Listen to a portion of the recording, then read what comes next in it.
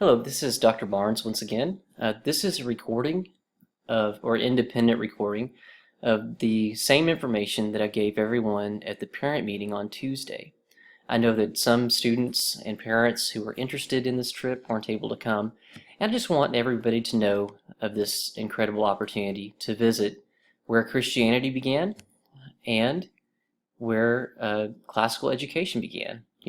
I teach Latin and logic, both of which started where we're going. In Athens is the birthplace of democracy and philosophy.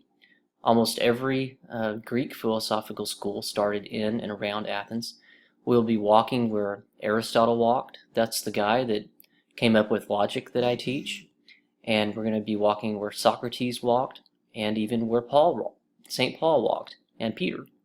So this is an incredible opportunity for your kids, and also parents are invited to come too. So you can just watch this video, and it's just like you were there in the parent meeting. If you have questions, please email me. You can reach me through ClassReach. You can also reach me at my email, Nathan John Barnes, that's my first, middle, and last name, at gmail.com. So without further ado, let me just present this little slideshow to you. It takes about an hour to go through, maybe a little less than an hour because I don't have questions to answer while I'm presenting. So anyway, we're going to be taking, my wife and I, Leslie Barnes, she's a teacher at Weatherford High School.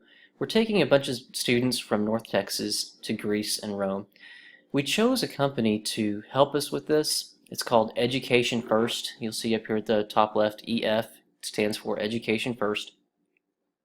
They are an educational tour company, and they've been doing this for 50 years. We'll get into that just a little bit more.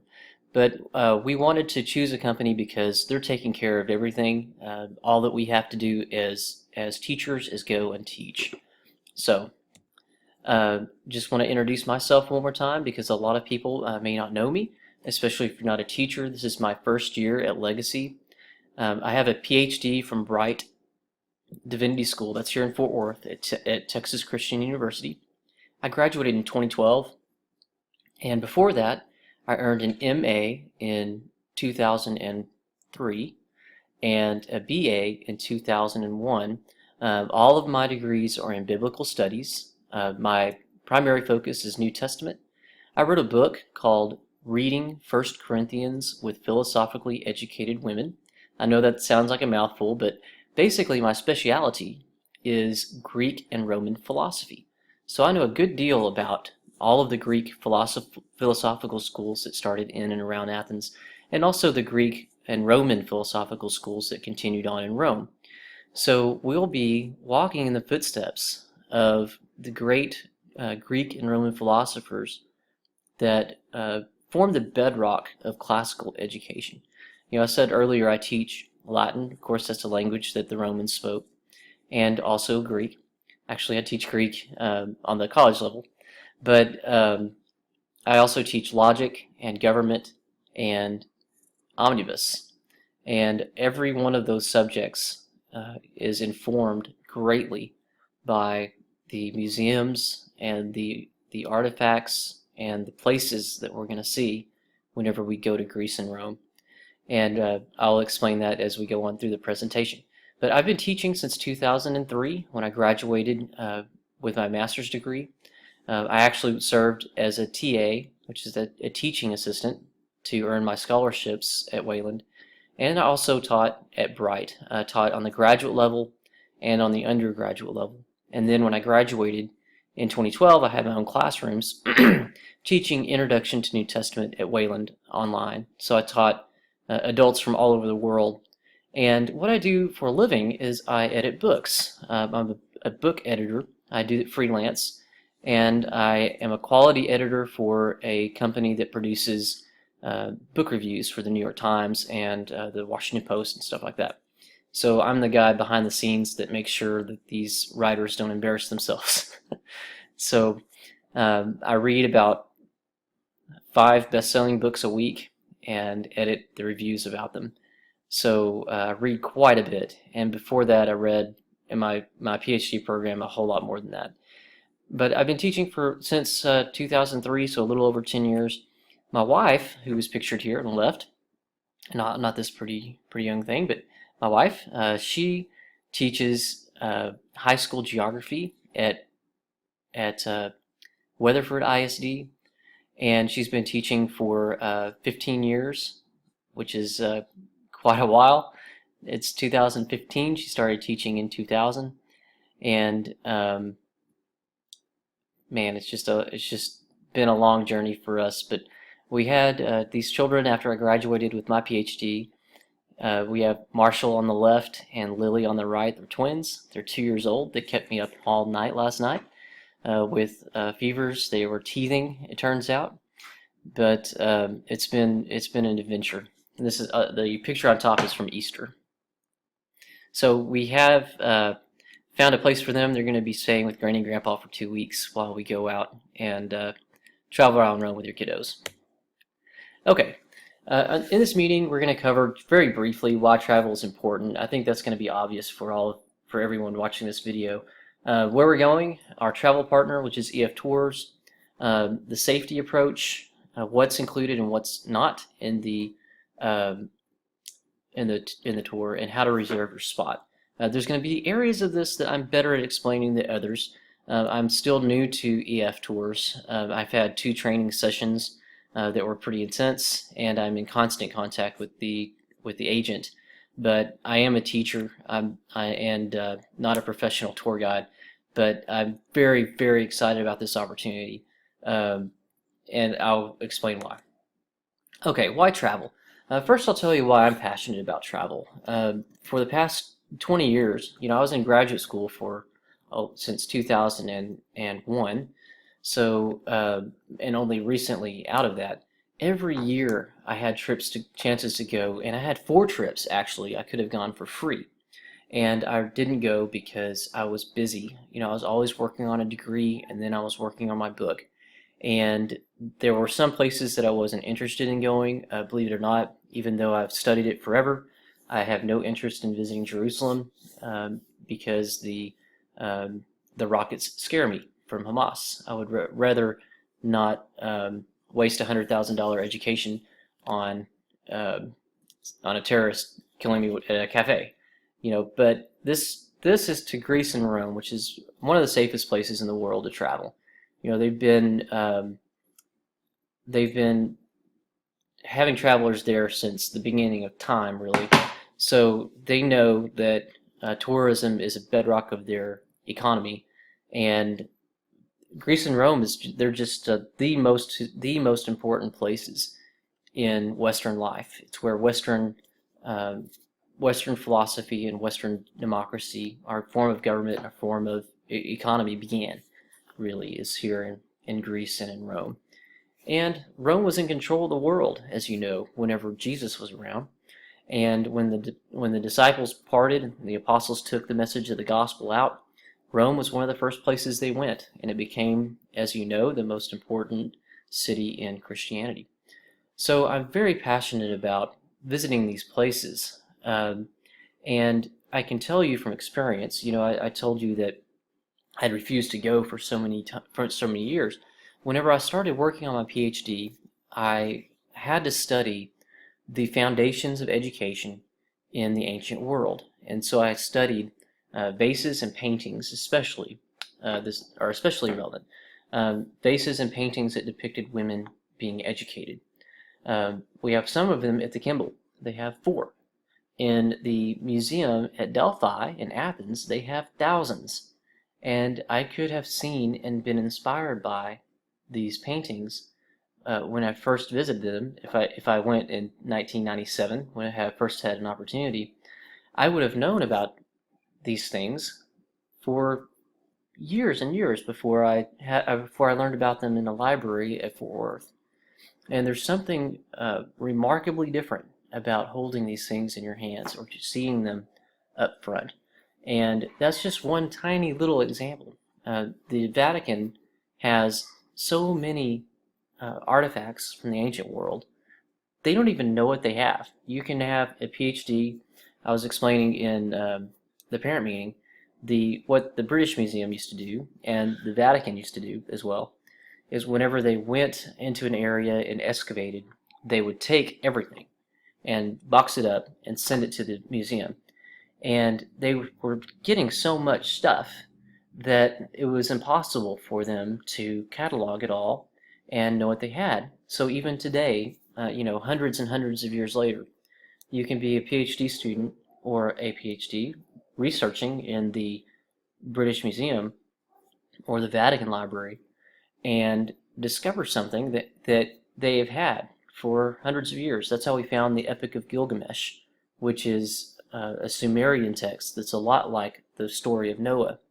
The Epic of Gilgamesh was brought over into the British Museum, God knows when, hundreds of years ago, and it was rediscovered by someone who finally figured out how to read Sumerian, and we could have known about it for, whenever they first discovered it, but it took them forever to find out they even had it, and then even longer to figure out how to read it. So it's critical for kids, and for me, to travel and walk where Socrates walked where Aristotle walked, and be inspired by their art, and learn about it. And you may not even realize, the value of what you see until much later, whenever you're reading about something and you remember, oh my goodness, I used to see women. I saw women in Pompeii on the houses. They were playing sports, or they were listening to someone read a scroll. So I know that they were involved in athletics and poetry and philosophy, and therefore, for me, they could read and understand parts of the New Testament that deal with philosophy. So I'm very passionate about this. It's an incredible opportunity, and this tour is great for our group because, as I've said before, we're visiting one of the roots of Christianity and the bedrock of classical education. So, tour highlights. We're going to be visiting, and I'm just going to go around like this. This right here is an example of Renaissance art. It's Michelangelo's Sistine Chapel. This is a ceiling of the Sistine Chapel, a famous ceiling, and all of the wonderful art. And this is, I know that some of you have been here, but all around the Sistine Chapel is just resplendent with classical art, and that is vital to understanding the Renaissance. And then up here is the Throne of St. Peter, incredible place. It's at the Vatican. This is also the Vatican here, Vatican Courtyard, and the Colosseum, which was built in the 1st century. It was built partially by slaves that were Jewish, that were brought over from Jerusalem when the temple was destroyed in 70 A.D. And there's an Ark of Titus, those arcs that in the ancient world that where emperors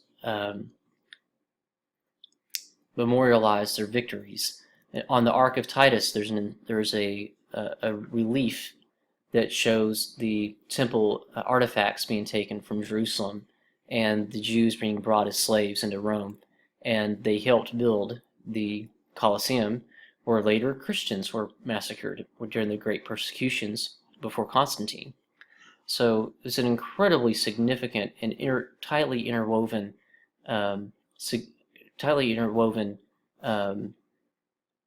importance for us as students at Legacy. And then here is the Parthenon. This is at Athens. I'll show you another picture of Athens. That's where Greek philosophy was born, and also democracy. And here are the preserved bodies at Pompeii, which exploded. It was covered with ash from the explosion of Mount Vesuvius in the 1st century. And one of our writers that we read, Pliny, actually witnessed that and recorded it in history. So here's the Delphi is going to be one of the important cities that we visit. It's where the Oracle of Delphi resided, and that's an incredible piece of history where a young consecrated virgin would breathe in fumes from it's like a crack in the earth where the tectonic plates are messed up, and there's some fumes that come out around Delphi. And the Delphic Oracle is a message from the gods, they believed.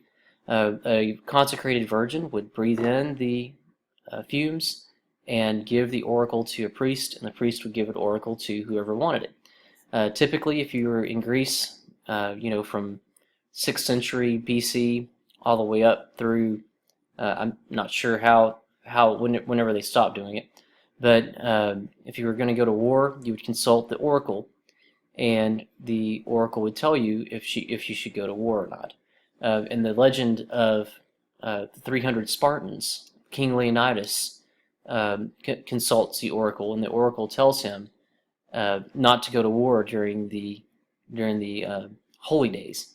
There was some kind of a holy day that he wasn't supposed to fight on, and so the Spartan armies would not support him. So he sent 300 men and himself to defend against the Persians. So it's a very, very historically significant place, and it's just wonderful part of Greek culture.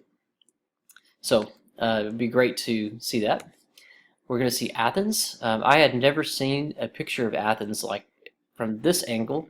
I had always seen it from just the Parthenon, but we're going to be visiting all of this. You see the Colosseum here. This is exactly like the Colosseum that's in Ephesus, where Christians were slaughtered. And we get a sense of Greek and Roman culture. And you have the roads. Up here would be houses and shops, like where Paul would be making tents.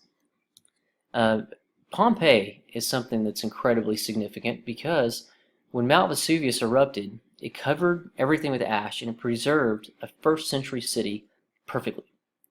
And you can see here, this is a mosaic on the wall, and it's a man and a woman, and it depicts probably the owner of the house and the patroness or the matron of the family, but it could depict something from Greek mythology. Now, early Christians, as you probably know, they worshipped in houses like this.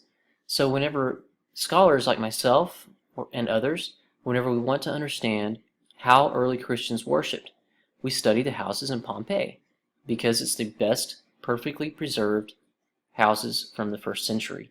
This is how we know what early first Christians, how early first Christians lived.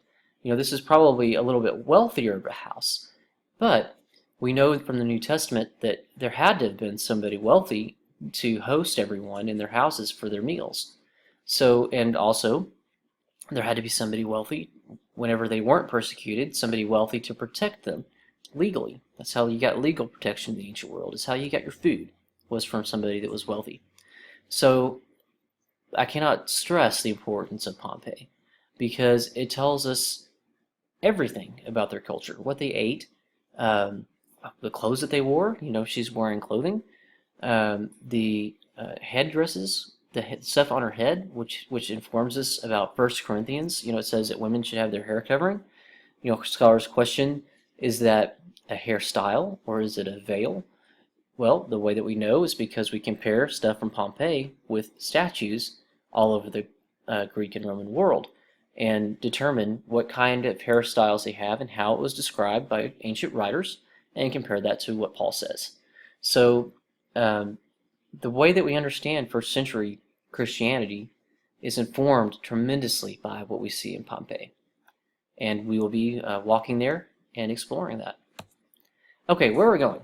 We're going to arrive in Rome, visit Capri, Sorrento, Pompeii, which we were just talking about.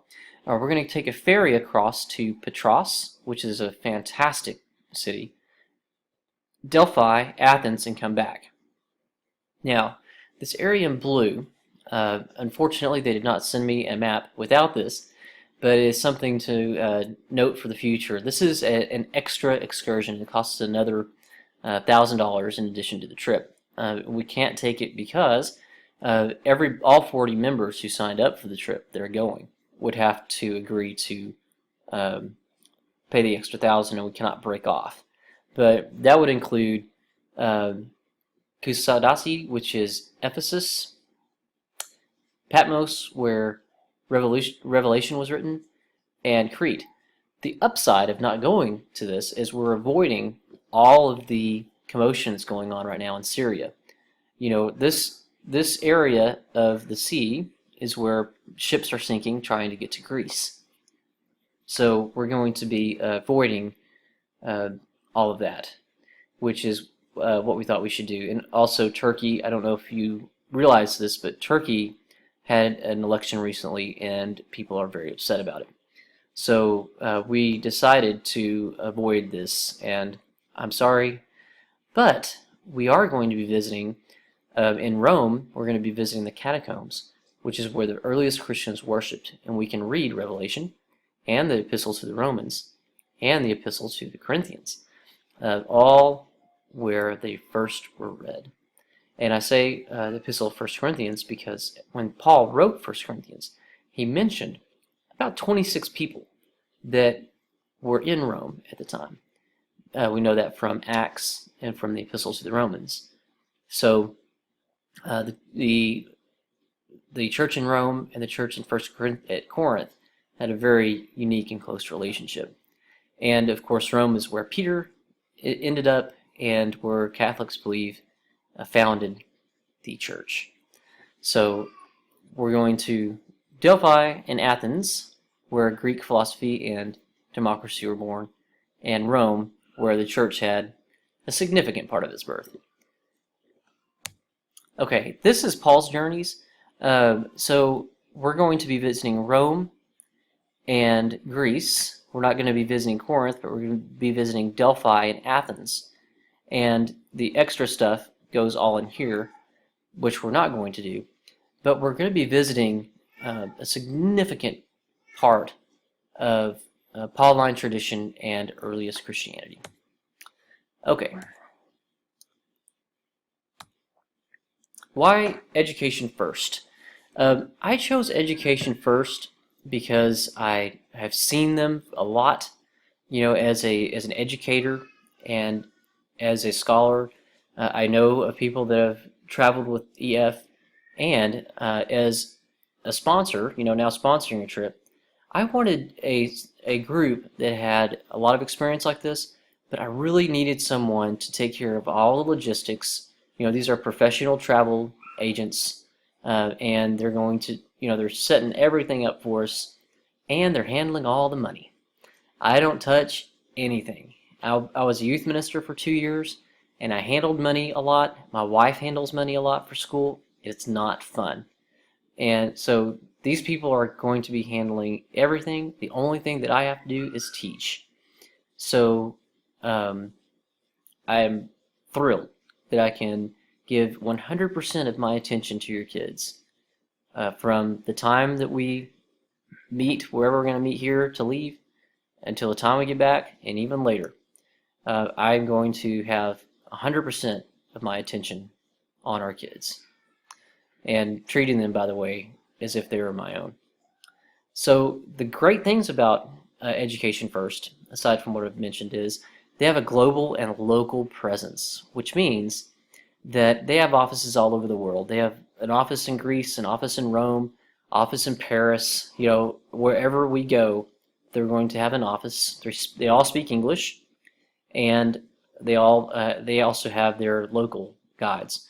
There's going to be a guide with us, a tour guide with us 24/7 that knows everything, and we are also going to have local professional guides guiding us through all of the places that we're going to visit. Of course, there's educational value. This is an education trip. It's not a vacation. I'm actually, me and my wife both are working out because we're going to be walking so much, and we're going to be going hard the whole time that we're on the trip. One of my band directors used to say, whenever we went on trips, he said, "You sleep whenever you get home." We're going to be, going from sunrise to sundown, and then sleeping in the hotel, going back, and just hitting it hard the next day. And this is all education. You can get high school credit, or you can get college credit. This year, I don't think that I will be teaching class. I'm going to try to teach a class through Wayland Baptist University. There might not be enough time to pull that together, but this doesn't depend on that. Your credit and high school credit is going through the accreditation of their schools, and also they have a school in Oregon and in Washington that are, universities that are sponsoring the university credit. The courses consist of doing some research before we go and on-site research, and then you turn in a project whenever you get back. I need to pause the video for just a second. Okay, so they are accredited and they teach through accredited universities. Like I said just a second ago, it includes research before you go, research while you're there, and a project when you get back. Now I emphasize to the kids, and I want to emphasize to the parents, this is not like a regular college class. This is on-site with professionals, and it just does not get any better than this for education. It's not going to be like a boring lecture. You're going to be seeing things firsthand with people that live there and receiving top-notch education and insight from myself and from other professionals. So this is not like going to school. It is a school trip, but we're going somewhere else, and that is a big difference. Okay. If they have a commitment to our safety, like I said before, there's a 24/7 tour director that's going to be staying with us. Chaperones, I guess that's myself, and 24-hour emergency on-call service, which is one of the reasons why I chose them. You don't want to be somewhere in a foreign country, not speaking the language, and having to dial emergency services. I want to be able to dial somebody that I know speaks English, that can understand the problem, that's going to be there when I pick up the phone and can handle the problem for me. That's why we're going with this company. Peace of mind policy is the refund policy for the trip. The very first thing that you pay, and in fact the only thing that you pay to sign up, is your insurance for your travel. And that covers your baggage, that covers if you get sick and you cannot go. I know friends of mine that have bought trips like this and they got sick at the last minute, or somebody in the family died, they couldn't go. They had to give the trip away to somebody or sell it on eBay for significantly less of a price.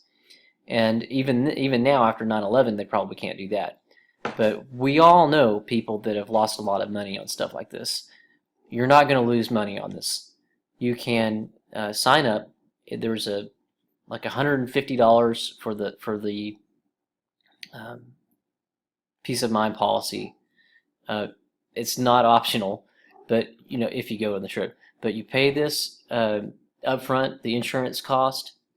Anything happens for any reason and you can't go, you get your money back. That's peace of mind. I have never personally heard about stuff like this. Maybe other people have traveled a lot more than me, but I just love that policy. So that's the first thing, and really the only sign up fee to sign up for the trip. And then however way you want to pay for the trip is between you and them. Okay, the Global Travel Protection Plan, the Peace of Mind plan that I just talked about, it covers tour plan, cancellation, interruption, illness and accident, baggage and property, flight delay, and your 24-hour access to an English-speaking representative. All that's like $150 for a big trip. I mean, it's very worth it, and that's why we make it mandatory to do it up front. So anyway, you're protected, and that gives you a lot. That gives me a lot of peace of mind, and hopefully gives you peace of mind. The other thing that we talked about in the parent meeting is if the kids for some reason act up, or if something happens, it is the sponsor. It's my sole discretion to send them back. I can send them back at any time according to the policies of Education First. I wish I could tell you I've been for 10 years and that's never happened, but I really don't think that's going to happen. But I think that we're not going to be stuck there. And if if by some strange twist of fate, something happens while we're on the trip, their peace of mind policy guarantees us to get out of the country. They're going to help us leave if something crazy strange happens, like if there's riots or if a war breaks out or something like that. But we don't think that that's going to happen. But good to know it's there. Let's see, WeShare, that is the education program that they use. Like I said, before the tour they do research, on the tour they explore, after the tour they reflect and they do the project. What are you responsible for? Okay, this trip, everything is provided for. We're not going to have to pay tickets, we're not going to have to do anything except our lunches. We have to pay for our lunches. Excuse me.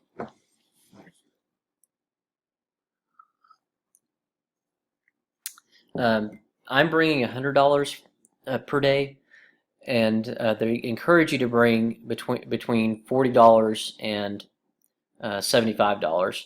I want to have just a little bit of extra money in case I want to pick something up for my kids, or if something happens, you need a Band-Aid. I don't know. I'm bringing just a little bit more than what they say.